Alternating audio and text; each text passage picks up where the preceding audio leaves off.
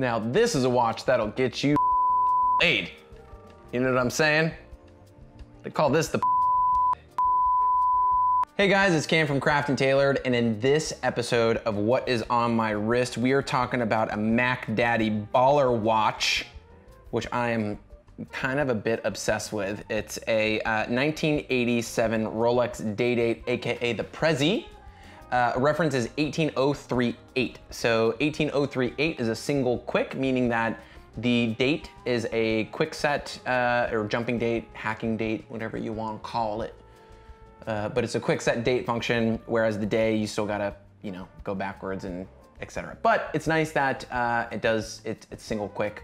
But the reason why this bad boy is on my wrist is because I have been really into gold watches, especially watches that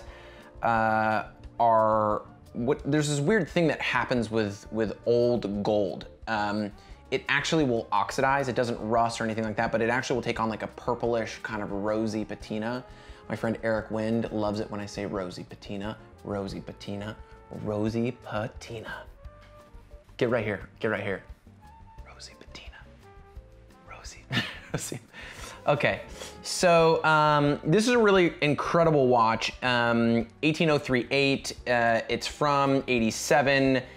This bad boy is pretty much what we would call a new old stock example. NOS, baby. NOS would actually probably want to wear a watch like this. NOS probably did wear a watch like this at some point. What's cool about this specific example is it's a bit of a time capsule. We could again call it new old stock. It's a black dial. In Day-Dates, black dials, for whatever reason, are very rare. You see silver, you see champagne, you see white.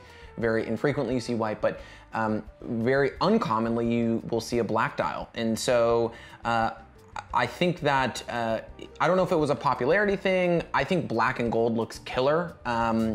Sam Sparro even wrote a song about black and gold. Cue the Sam Sparro music. But it's just a handsome piece, and not only is it a handsome piece because it's black and gold, but is a factory diamond set dial, and the condition of this thing is just flawless. It's taken on a bit of a rosy patina, so this is a watch that definitely sat for a while. It's also a watch that, in my opinion, wasn't worn, if very lightly, just based on what I'm seeing in terms of the patina and also the condition. Yellow gold, in 18K yellow gold specifically, is a very soft material, and that bracelet is stacked. I mean, that thing is like new old stock. There's zero stretch in this bracelet. On top of that, the dial is in immaculate condition, and every single lume plot on the dial has taken on like this really nice kind of warm, almost like kind of caramely pumpkin-y hue, which is nice with the yellow gold, and the dial is just flawless. The other thing that's really cool is that it's factory diamond set, and those watches were pretty much reserved for the Rolex, excellence customer, or Rolex kind of private reserve customer. These were watches that were pretty hard to find.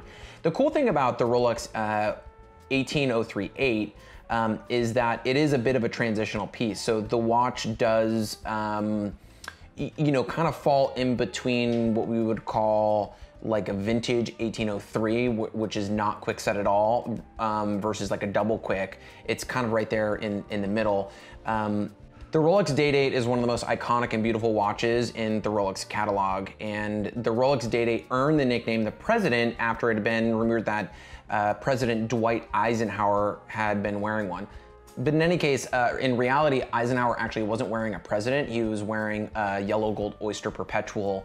And I think maybe 2 or 3 years ago, maybe even longer, the Eisenhower estate, or somebody who now owns that watch, actually, I think tried to auction the watch. And it was a watch that was gifted to Eisenhower.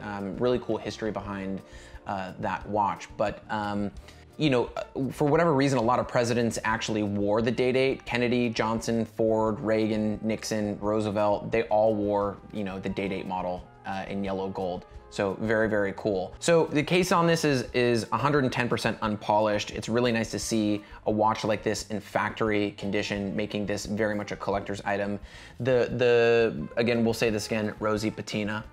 The case has earned a rosy patina, which I find really pleasing. And the cool thing about older gold watches is I'm kind of getting into gold watches. In my early collecting, I really wasn't into gold. I really liked steel stuff. I liked under the radar stuff. But there's something really warm and kind of special about like old gold. Even though this is unpolished and shows all the factory finishing and everything like that, the gold is just not bright. It's a little bit more brassy and bronzy and rosy. You know what I'm saying? Rosy. And there's something that's really cool about black day-dates, black dial day-dates. I just think that they're really, really stunning. Matter of fact, this watch even has the case back sticker.